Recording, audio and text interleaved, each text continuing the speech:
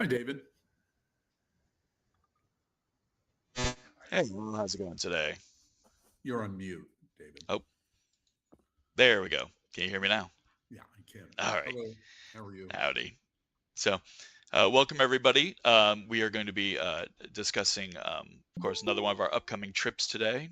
If you do have any questions, we'll hold them till the end. If you want to text them to us, if you're on a computer, there's a little chat button in the bottom right you can tap to get that. And then, oh, why is my computer being silly now?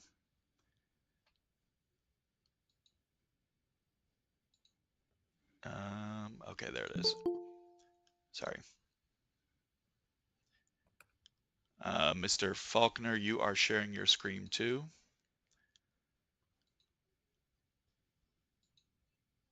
So I'm closing that. There's a chat button on the bottom you can use to text or ask questions by typing them if you'd like, or at the end, we can answer them for you as well. And David, where is the what icon is the chat button? I always forget. If you're on mobile, there's it should be three buttons at the bottom that you would hit, and it would say chat in meeting or something similar. If you're on a computer, it's on the bottom right next to a picture of two little people. It says chat with everyone, and you can click on that to type questions. Oh, I see. It's like the little bubble, the the Text speaking. message bubble. Yeah, Yes. got Yeah. it. Okay, So, great. all right. So, welcome everybody. We're going to be talking about our Canadian Rockies and Alaska cruise. Um, I have asked Al to join because he has been everywhere on Earth. If you've been on some of our trips, you've probably met him before. If there's a place he's been there and knows more about it than most people I know. So while I run the slideshow and the broadcast to YouTube of this so people can watch later, Al will be discussing the trip itself. So, Al, if you'd like to take over. Well, thank you, David. Well, as David said, I'm not an employee. I don't work for the Happening Travel Club. I volunteer for them as a nonprofit. Many of the trips that I escort for them, I do volunteering. Many of the trips they hire me to be escort, especially when the trip becomes more complicated. This is one of those trips. They've asked me next May of 2027 to escort this trip. And so I'm happy to do this today for those of you. I'm going to make the assumption that most of you have not been to Alaska or the Inside Passage or have not been to the Canadian Rockies. So, in making that assumption, I'm going to tell you a bit about the experience that you have in the trip. David, I'm seeing a mixture screen. Are you able to make the slide presentation full screen, or is that me? I'm not sure. You're on mute again, I believe. Sorry, Mr. Faulkner has shared his screen. So I'm going to have to remove you for right now, Mr. Faulkner. So the screen goes. Okay, he went out. There There you you go. go. All Okay, right, very perfect. good. All right, when he comes back in, it'll be all set. Yep. So, just let me tell you a bit about this experience. I'm very passionate about Alaska and the Canadian Rockies. First, a lot of experience. I have been to 148 countries. I have escorted with people just like all of us in this meeting to more than 100 countries. Long, long opportunity of travel. I have escorted for many companies in Alaska, including Premier, which is Royal Caribbean Celebrities Company. I have done escorting for Holland America and also for Princess, and have extensive Alaska and Canadian Rockies experience. I've been to Alaska. I don't count extensive trips on the same time. I've gone up for longer periods of time, but I don't consider that multiple visits. In independent standalone visits, I've been to Alaska 30 times, more than 30 times.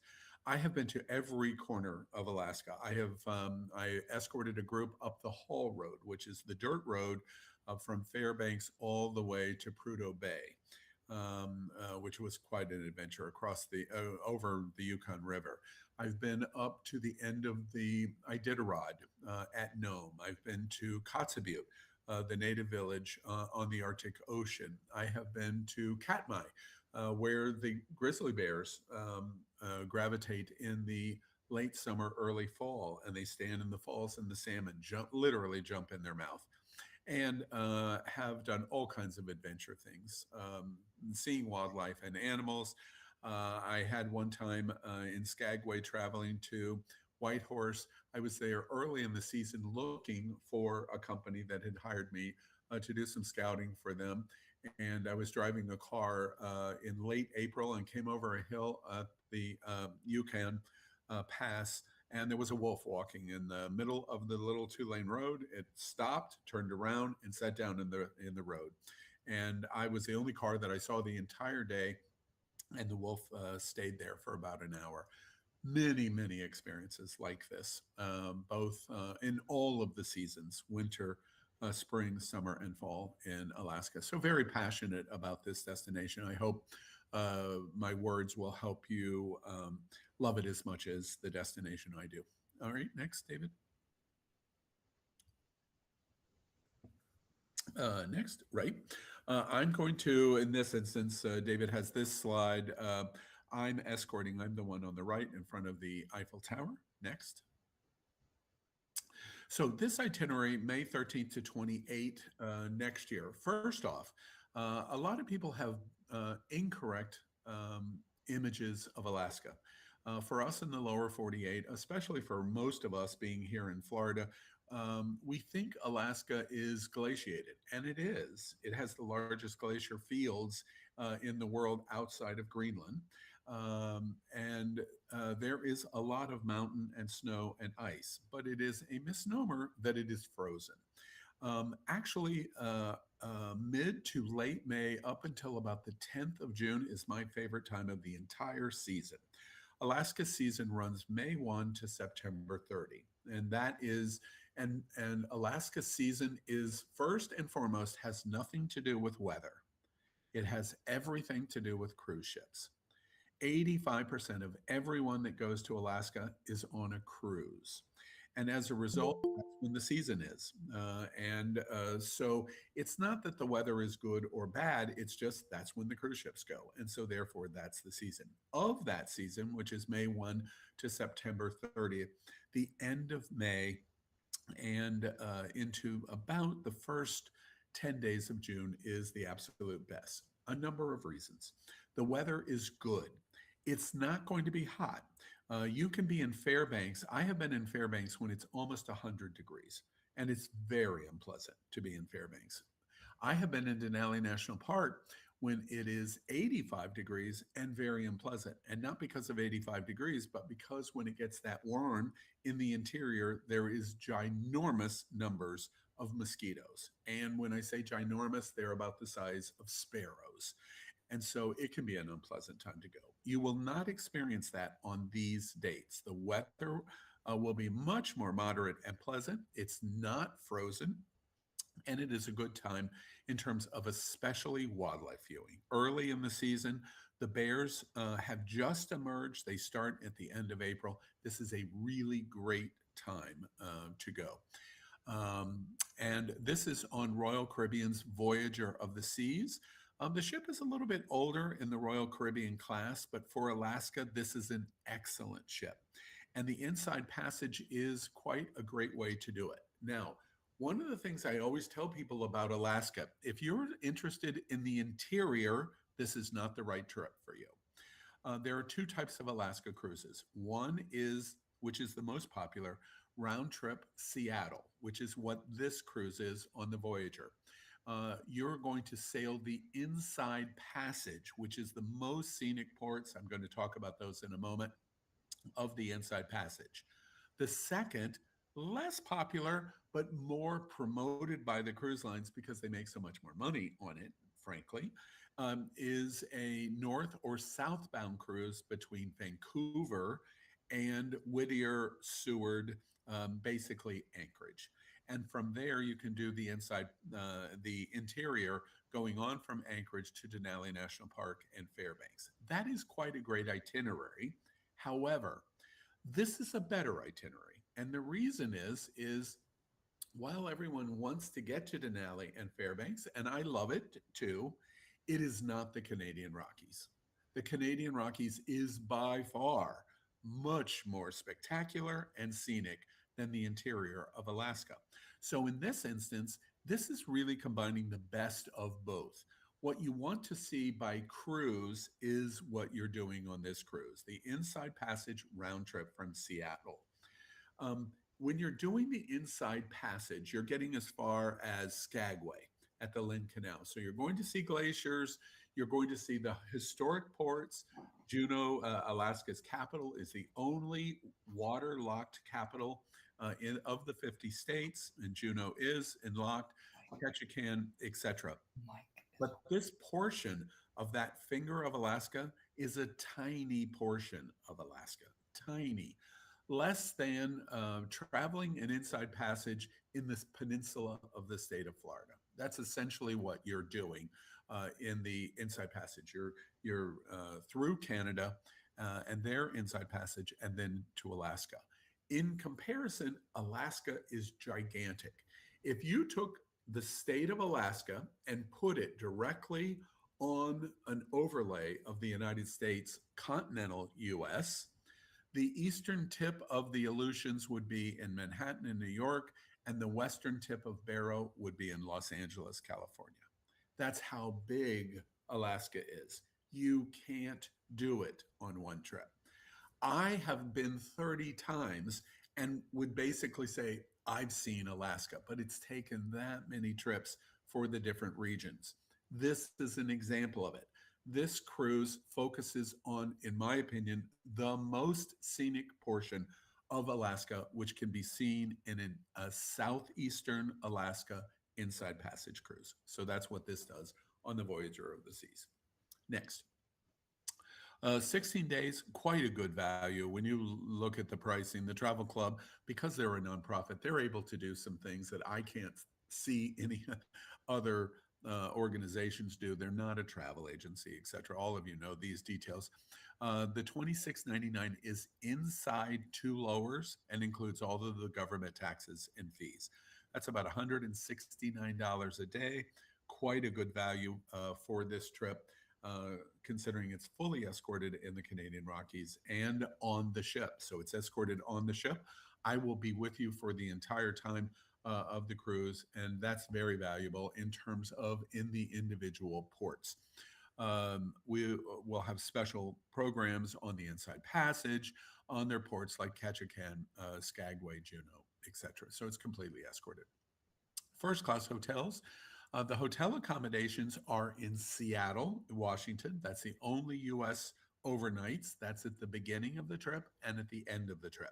Seattle is basically our gateway entrance for the trip. You'll do the cruise first, and then when you come off the cruise, you'll do the Canadian Rockies. You'll come off the ship and go directly to the Canadian Rockies, or start to go directly to the Canadian Rockies. It includes first class hotel accommodations, 8 nights total in the stay. Very comprehensive sightseeing included. We will do something in each of the ports in Alaska, and you can do more. There's more extensive tours that I'm sure the Travel Club will make available, but basic sightseeing will be done by me, and then in the Canadian Rockies, comprehensive sightseeing will be done by me. So it's a very inclusive sightseeing trip. Next. Most meals, of course, all of the meals on the ship. I believe breakfast, memory serves, is included. Most meals included in the trip. And then there's special opportunities. For example, I will, as we get closer, make arrangements to do the Banff Springs Hotel in Banff. And we'll either do a special lunch or dinner that you can participate in if you would like. Also for the Chateau Lake Louise in Lake Louise, another big highlight, special meal that can be added. Next. Of course, motor coach transportation. It's first class motor coach transportation. You're in Seattle at the beginning. It is local and not really considered a motor coach tour because you're only sitting in Emerald City. But when we come off the ship, in Seattle, we travel into the Canadian Rockies, and that coach is with you from start to finish. It would be just like us here in Florida or at the Villages doing a motor coach tour to the Smokies. This is a very similar experience to that of the Canadian Rockies round trip from Seattle, and your transportation's included. Next. So, right to it. One of the things we fly into Seattle, I love these pictures because they're so accurate. Um, you're looking at a picture, one of the that's Old Terminal, the upper right picture of SeaTac Airport. SeaTac is a city, Seattle Tacoma, but it is the international airport.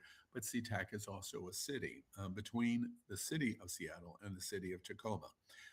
You are looking at the extinct volcano behind which dominates the landscape in Seattle.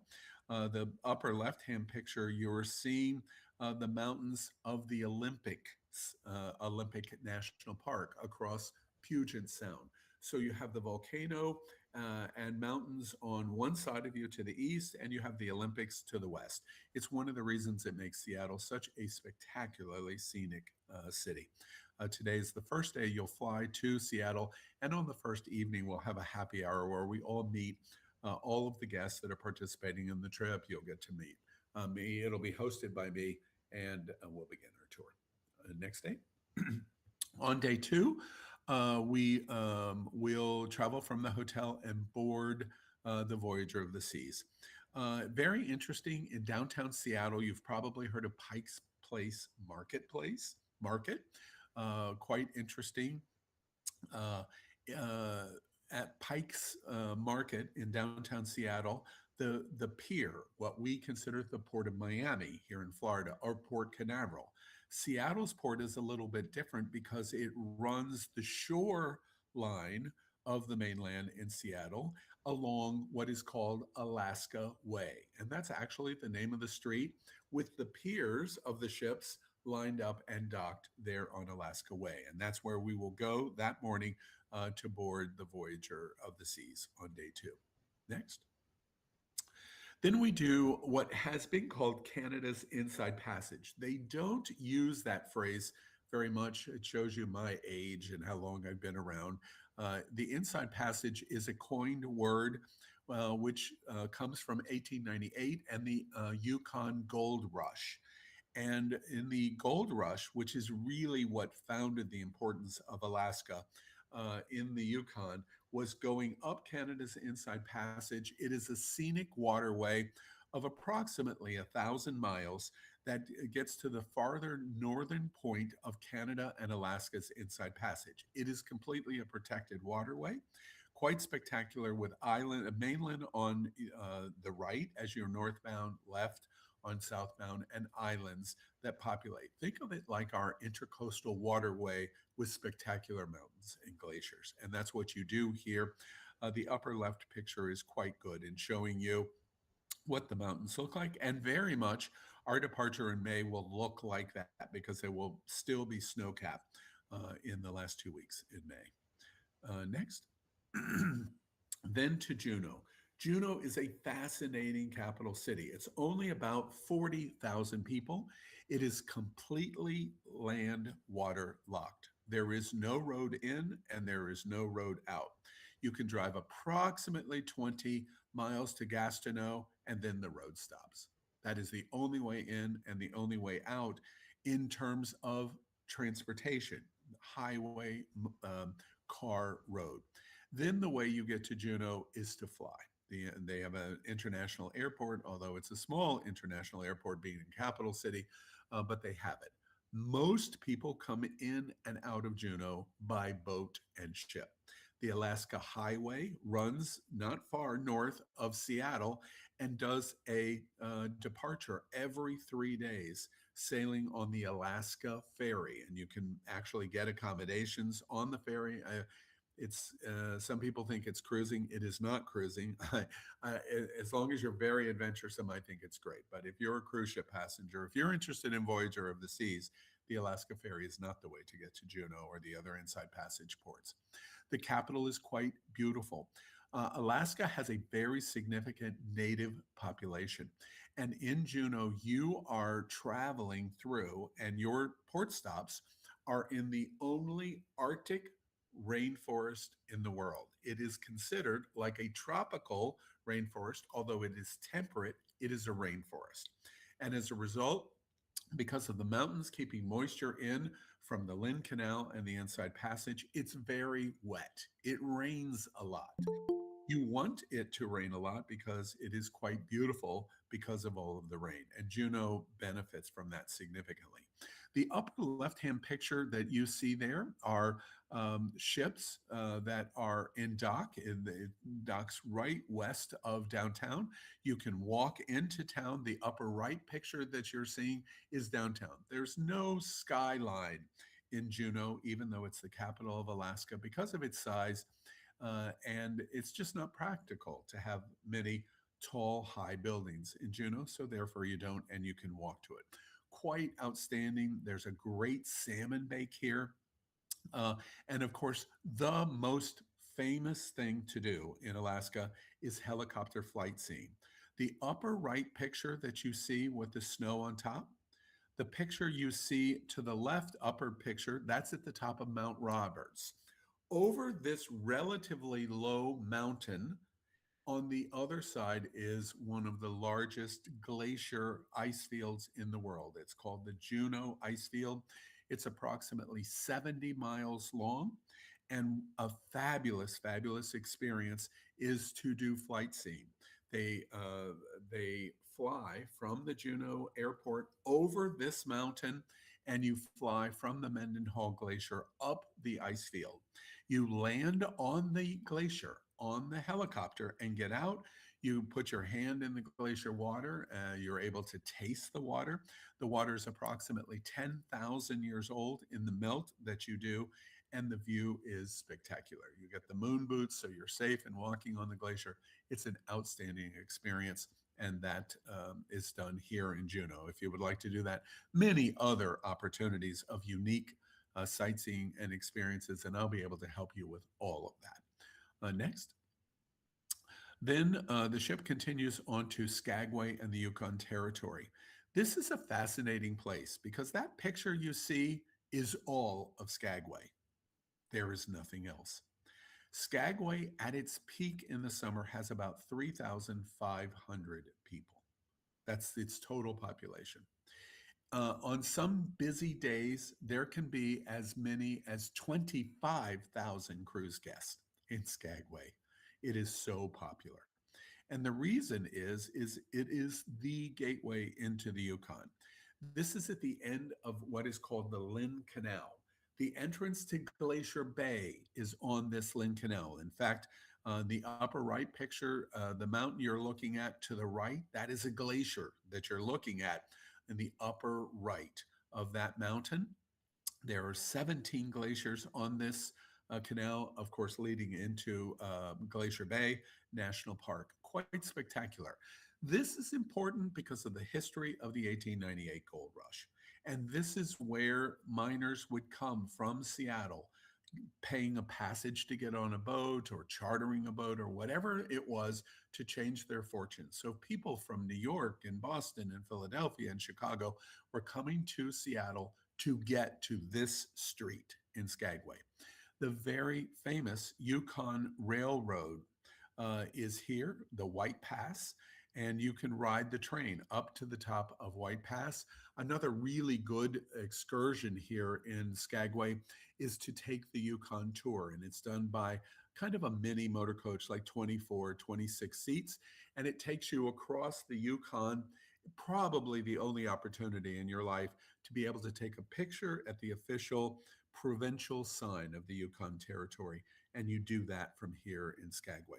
Lots of things to see and do on this street. If you did nothing else but walk the street, which has its original wooden sidewalks, it is quite fantastic. And Soapy Smith, a famous Alaskan resident, during the 1898 days, they have a very famous and historic cemetery here. It's just right out of town, and going to it and seeing the markers of a burial cemetery in Skagway during the Yukon Gold Rush is fascinating to see. And by the way, if you go to Yukon coming back in, this is, in my opinion, the best picture of the entrance to Alaska. It's actually in the Yukon, right on the border that you see. Next. Ketchikan is my favorite port in the Inside Passage. Ketchikan is called the first city. It is because it's the first city that you come to from the lower 48 when you leave from Seattle. Ketchikan is also extremely isolated. Road in and road out, you must fly or boat. What you're seeing here in the upper left is basically the Gold Rush days red light district. All of these miners were coming up in 1896, 1898, and this was their first stop. And they decided, uh, women decided, this is where I will hang out the shingle. And that's what those are. They were built over water. It was legal because it was over water and it wasn't on land. And today, Creek Street is a very famous site. Lots of interesting food, shopping, etc. Very interesting history.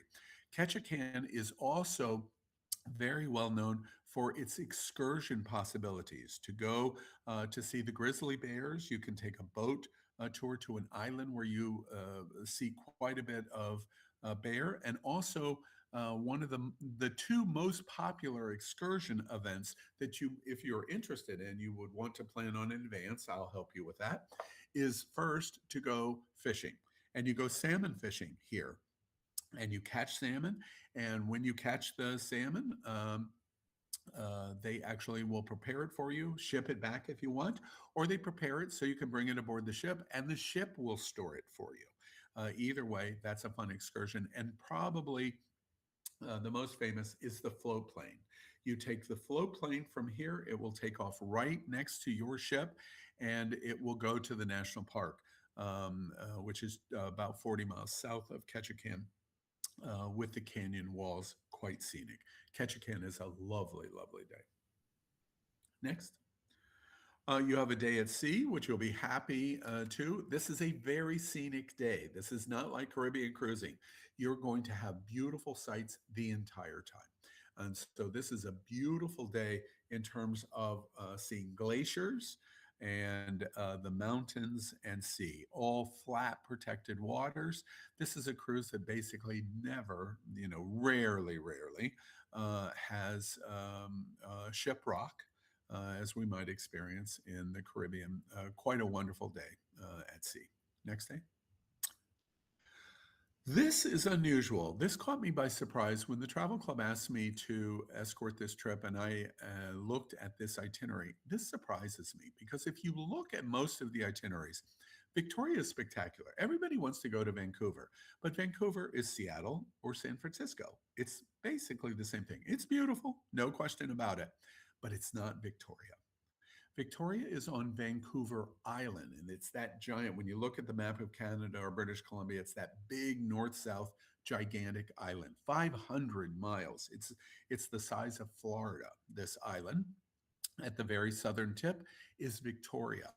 And Puget Sound, very famous. Seattle is on Puget Sound. Victoria is on Puget Sound. But it's on the Canadian side at the southern tip of Vancouver Island. Quite beautiful. Its history is English. And as a result, Victoria is the most English city in the Western Hemisphere. Like Quebec City being French in Quebec, in the province, in Canada and British Columbia, Victoria is the most British city. Quite beautiful in its architecture. The bottom middle picture that you see there is the famous Empress Hotel, which was one of the Canadian Pacific hotels that moved across the country, a sister to the Chateau Lake Louise in the Canadian Rockies and the Banff Springs Hotel. And of course, the reason this caught me by surprise is a cruise ship goes to Victoria at the very end of their cruise, which normally means you don't dock until 7 or 8 o'clock in the evening and you stay about 4 hours. So you have some nightlife in the inner harbor, which you're seeing in the upper right-hand picture. This caught me by surprise that you're spending the entire day there. And the reason that's fantastic is without you having to pay any more, with the exception of the admission, you can go to the world famous Butchart Gardens. Now, every one of you have been to Epcot and the Canadian pavilion at Epcot. The gardens in front of the Canadian pavilion are a representation of these gardens, the Bouchard Gardens. Spectacular in Victoria. I could argue with anyone of a major garden in the United States and go, yes, but it's not Bouchard. It is so spectacular. But you can never do it on an Alaska cruise because of the time of day the ship comes in. This doesn't do that. So Bouchard Gardens would absolutely be on your agenda of what you would want to do today. And in combination with that, doing Bouchard Gardens in the morning and high tea at the Empress in the afternoon, perfection. It is a perfect day here in Victoria. The Bouchard Gardens is not in the Inner Harbor. It's about 10, 15 minutes south of downtown. The Empress Hotel that you see there in the middle is right on the Inner Harbor in the upper right picture that you see. So it's all walking right in the heart of the district. That's day 8. Day 9, we arrive back into Seattle, and now we begin the Canadian Rockies. And again, I remind all of you, if your primary intent is Denali National Park in Fairbanks, this is not the right cruise tour. You should do the cruise tour. The Travel Club doesn't have it for 2027, but Princess or Holland America are your two best choices, in my opinion, for an interior cruise tour. That includes Anchorage, Denali, and Fairbanks. Uh, this tour is better than that, in my opinion. And that is because as I said, the Canadian Rockies are more spectacular than the interior of Alaska. They just are. The big star in the interior is, of course, Mount McKinley, the tallest mountain in North America. But the mountainscapes in the Canadian Rockies are world famous, even more so. In fact, arguably, pound for pound, the most scenic mountains in the Western Hemisphere. And that includes Chile, and that includes the Rocky Mountains in Colorado. The Canadian Rockies are even more beautiful. And the reason is they're so stark. The peaks in the Canadian Rockies, well, not tremendously huge compared to like Mount McKinley, 13, 14, 15,000 feet. They are very spectacular because they're so sharp, jagged at the top. So our first day travels across the border from Washington into British Columbia, and we will stay in British Columbia, famous place called Kamloops. It was made famous because of the Canadian Pacific train crossing and building in their adventure of moving west. It happened for us, Route 66 in the car, and also the Transcontinental Railroad in the United States. Canada had the exact same issue, and their train was moving west from Toronto and Quebec and Montreal, just like we were in the United States.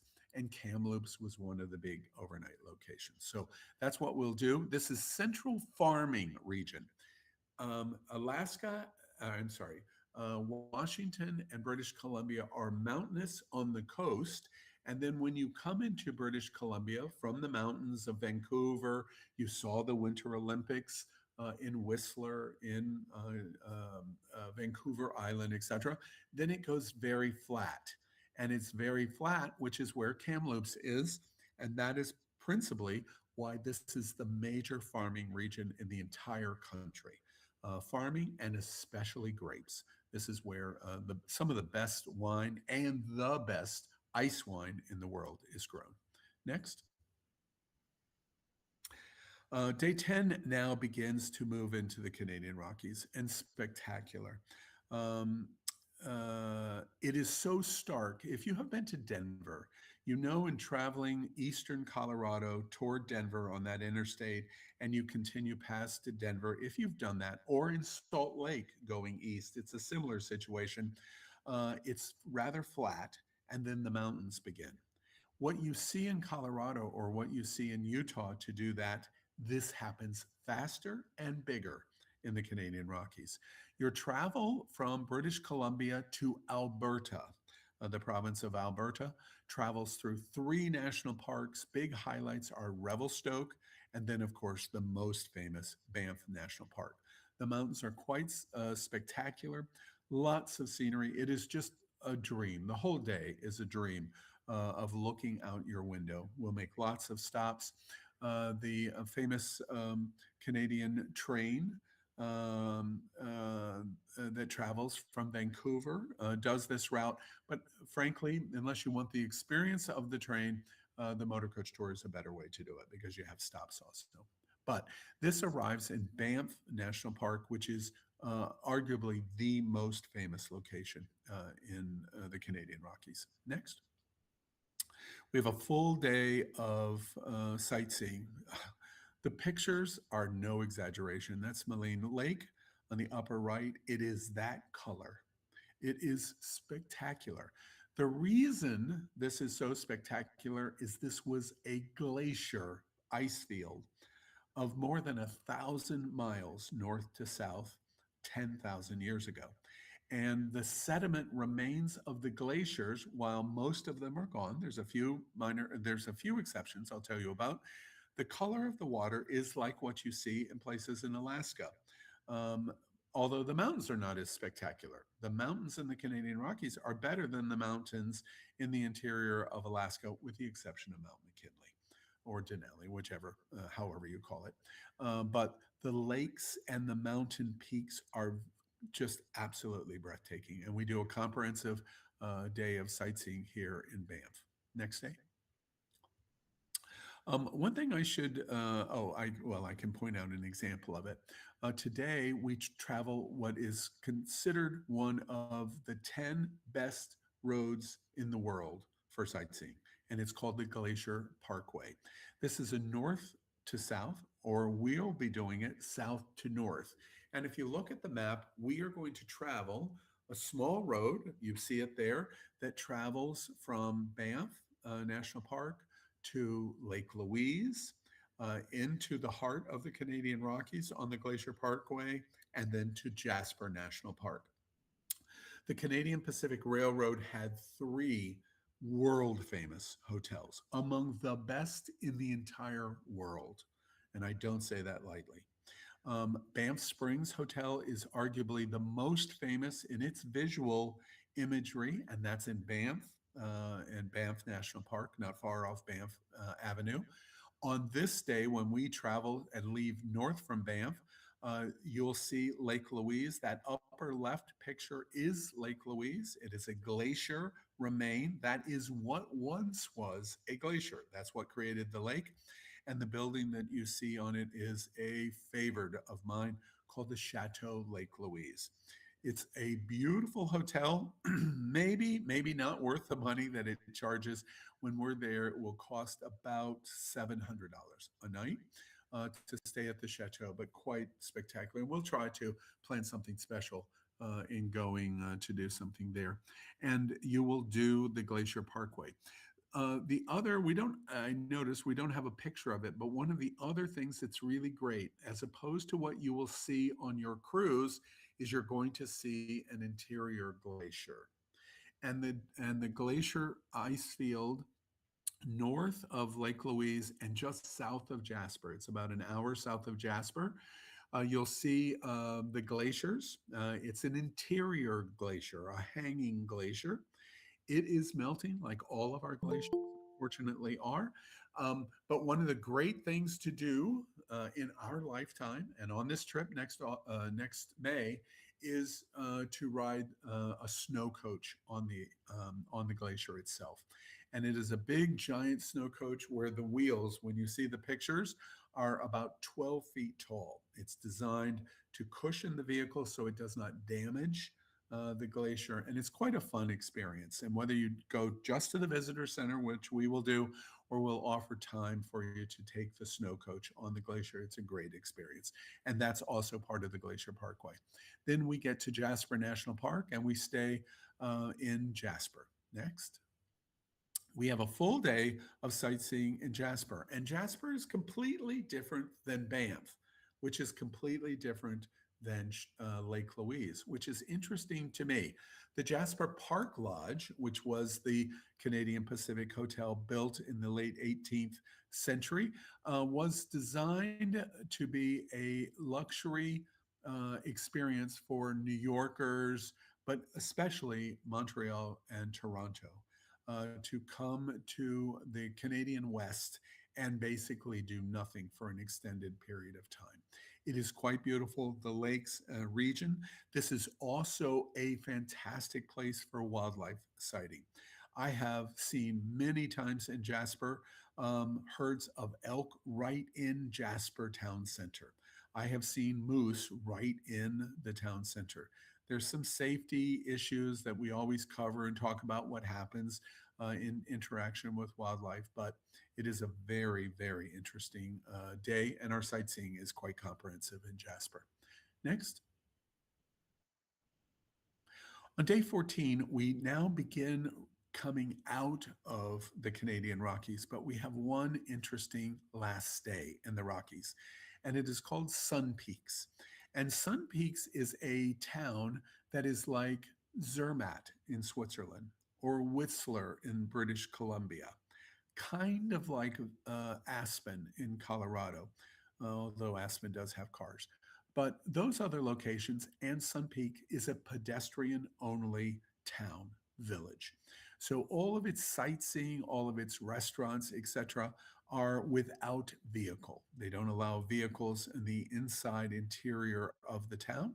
And it is a ski resort. That's what Sun Peaks is very famous for, but very nice outside of skiing. We're not going to be skiing anywhere. You will not see the kind of snow that you see in the upper right picture. But at the end of the day, quite beautiful. And it feels like walking through Zermatt. All you have to do is look up and imagine you're looking at the Matterhorn. And that's what Sun Peaks is. It's a very nice alternative to something in British Columbia, like Kamloops. You've seen a farming community. Now you'll see a mountain community that is pedestrian only. Next. Our final overnight moves from Sun Peaks. We move back to the coast. We cross to Seattle, and we have one final night in Seattle. Makes it very convenient for your airfare. Your air, you're going to find, is very competitive and easy as opposed to flying in and out of Calgary, which is popular for the Canadian Rockies, Anchorage for Alaska, Vancouver for Canadian Rockies, or Anchorage. You will find your air is the most competitive in your shopping for it because it's in and out of Seattle round trip. We have one final night. We'll have a farewell event with all of the passengers in Seattle. Next, please. And then we will fly home. And you're seeing downtown the volcano. By the way, if you look at the upper right-hand picture on that horizon, it just doesn't do it justice. This picture just doesn't do it justice of how beautiful that is. The upper left picture is downtown. The Sky Wheel is becoming as famous as the Space Needle in Seattle. And I'm just thinking about the crab and the seafood is just, it's making me hungry thinking about it. It's quite beautiful. And that's how the tour ends on day 16. So you make your reservations. The deposit's $399. You do an interest-free monthly plan until next year of $99 a month. So it makes the trip very affordable. The real pluses is the Canadian Rockies is a superior sightseeing itinerary than the interior of Alaska. If you want to do the interior of Alaska, Denali and Fairbanks, this is not a good choice for you. You want to do the one-way cruise between Vancouver and Anchorage, which would be Whittier or Seward. However, I think the Inside Passage cruise round trip from Seattle is better because it focuses on the most important and beautiful sites that you can do cruising, which is in the Inside Passage. You get into the Gulf of Alaska on the north-southbound cruises, and it's a bit more open waterish. Nothing wrong with that. They're beautiful too, but not quite as much as the Inside Passage. You can make reservations, as it says there, 24 hours a day. You just book it right online. Anything else, David, or is that it? That's it. Did anybody have any questions? So, Al, this is Larry. Good to see you again. Hi, good seeing you, Larry. So, question. So, the way that I went through the itinerary, it looks like there's like 7 days on the ship and then 8 nights in hotels. That's right. Is that, do the hotels change like every day? So like, like when we go to Costa Rica, when it's the land cruise, which is one hotel, this Yeah, is you can't, like, what you're doing in San Jose, you can't do in the Canadian Rockies, and you can't do in Alaska. Although I would say, um, from a touring standpoint, this is what an escort would say is pretty relaxed. When you come off the ship at the end of the 7-night cruise, you're going to do 1 night in Kamloops, and that's all you would want to do. You wouldn't want to do any more. There's nothing more to see. Then you're going to do 2 nights in Banff National Park, the Glacier Parkway, 2 nights in Jasper National Park. So you're doing, and then you do one more night at Sun Peaks. So you're doing 6 days and 5 nights in the Canadian Rockies. The distances while you're packing and unpacking are small. The distance of travel between Banff and Jasper, and then Jasper and Sun Peaks, are small. So you will notice the feel of how much more relaxed that is. And then Sun Peaks back to Seattle is a good day of travel across what's called the plains of British Columbia. And then you have a final night in Seattle. So your Seattle nights are really operational overnights. It doesn't spend more time in Seattle because, frankly, unless you're really interested in Seattle and Pacific Northwest, and there are cruise and tours that do that, but they focus on Olympic National Park, other kinds of things. That's not what this does. So the 7 nights on the cruise and then the 5 nights in the Canadian Rockies are really what's important to you, Larry. okay. And I haven't looked at the details. So in the 26.99, the nights of the hotels are included in there. That's right. Everything's included except additional purchases, additional meals that wouldn't be included, but all of the everything that you need is included in that price. Question. Please, just They talk about transfers from the airport to the hotels in Seattle. Since we're all coming in different flights, or possibly, how's that work? So what we'll do about a month before the trip, I'll send out an email asking for your flight information, and I'll schedule the transfers based on your arrival. Okay. So it's not set transfer times. The transfers are scheduled based on when you arrive. Okay. and then, an illustration. I just for clarity of illustration, true for arrival and departure. I escorted a trip in September to Machu Picchu and Peru for the travel club. 50 some passengers, and they arrived into Lima on 17 different flights. We met all 17 flights. It didn't matter if it was 5 o'clock in the morning or it was at 10 o'clock at night. You're always met and transferred, and you're always departure transfer from your hotel to your flight. That's always included. Question. What's the latest you can sign up for this? I have no idea that art. I know. Here's my experience. Sorry, choked there a little. My experience is that you make your reservation when you're really ready to make your reservation, and that's the most important thing. Right. In this instance, there won't be any more than approximately 40, I'm guessing between 42 and 46 passengers. I have not asked David or anyone at the travel club, but I'm doing a good guess. Whenever you would want to, you just, my recommendation is always don't wait too long. I sat in a meeting yesterday. They have asked me to escort a trip to Washington for America 250, and they basically have no seats left. And the question was, what are we going to do about it? And they're just getting ready to close the trip. I think there are 4 seats or something like that. So my recommendation is when you're ready, that's when you should make the reservation. Gotcha. Okay. Thanks. Sure. And Al, Yep. Al, this is Robert Burrows. I just a question. Just what's the weather going to be like the time we're traveling? It is going to be 50s to 60s. Probably not the 70s, although Seattle and the southern end, Kamloops, could be that warm. But in general, 50s, 60s, low 70s. There'll be no freezing. Even at Banff, there'll be no freezing. Okay. I, I'll tell you, in our group, because I'm in the same age group of all of y'all too. I know we worry about temperature, but in this instance, layered clothing for the trade-off experience is really, really worthwhile. Uh, in all of the times that I've been to Canadian Rockies and to Alaska, Princess, work that I've done with Princess and Holland America has been in the peak of the summer. And why is that? That's because all of us want to go to Alaska in the peak of the summer. In all honesty, for me, this is just whatever this is worth and recommendation. The last time that I would want to go to Alaska is in July or August. I really wouldn't want to. And the reason is because the old escort joke. The only thing that is more prevalent than the mosquitoes in Alaska is the 70-year-olds.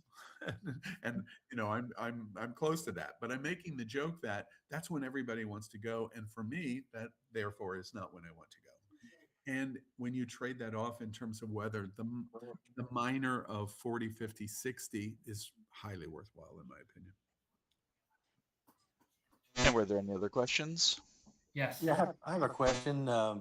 This is for pricing for an interior cabin. Is that correct? That's Right. correct. And when you submit your booking form, you would put in whichever category you'd like, and we would price out for you. If you haven't booked one of cruises with you, we always verify the pricing for the category you've requested before we charge anything. So it's not like we charge you and then try and negotiate. So if you want a balcony or an outside cabin, you would just put that on your booking form, and we would start the process. If I could also recommend Thank you. on this cruise, I normally am not a balcony recommender. I really don't because um, I'm not. This is not bragging, but I probably have been on 90% of all of the ships that were introduced since 1990. Virtually without exception, I've been on the ship. So the cabin category is really not that important to me. Now, I know that's not true for most people. I understand. But I generally never say, "Oh, you've got to have a balcony. You've got to have a balcony." Well, no, you really don't have to have a balcony unless you want a balcony. An outside cabin might work. I'm very fond of inside cabins because I like the darkness in sleeping, but that's a personal preference. Alaska is one of the places, however, I do think a balcony highly warrants your consideration because you are going to have almost the entire trip spectacular views from your balcony. Almost the entire trip. It is not like the Caribbean. It is not like the Mediterranean. You are in protected waters overwhelmingly for the cruise, which means you have smooth sailing and you have something to look at. And I don't think it matters of which side of the ship you're on in Alaska. I'm always asked, "Oh, should I be on this side or this side?" Port or starboard does not make any difference at all. but but one thing that I do think is worthwhile is the balcony. I have sailed inside passage where being in Florida and it's been it's always hot. I'm enamored by the weather, and I've had my door open onto the balcony all night. And the ship will often have not in populated areas, which are mostly where you're going is not populated. They'll have exterior lights onto land, so you'll be able to see some illumination, and it's quite beautiful. I've cruised in Alaska where I've had my balcony door open all night. It's one place that I do think you should consider a balcony. Normally, I don't make that recommendation. Who cares what category? It's only what makes you happy. But in this, I take that a step farther. As far as the side trips go, what is and isn't included and what other options there are? Is there something that'll come out later on that'll tell Yeah. some of it? Yeah. Okay. They will ask, David will ask me, the travel club will ask, I kind of previewed some of it. They'll ask for the recommendations, which I will summarize for them. And then they will prepare, and you can actually, you'll be able to make reservations.